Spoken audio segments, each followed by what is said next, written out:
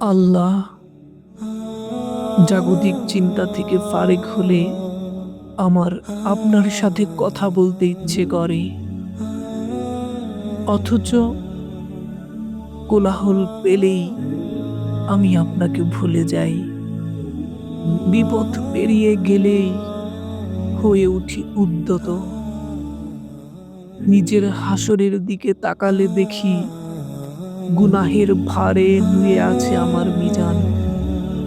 পুলসিরাত পার হব, নেই তেমন কোনো জান। আল্লাহ, গুনাহ করলেও আমি আপনাকে ভালোবাসি। পাপী হৃদয়েও অনুভব করি শুদ্ধতার অনুতাপ। আপনার সাথে আমার কথা বলতে ইচ্ছে করে।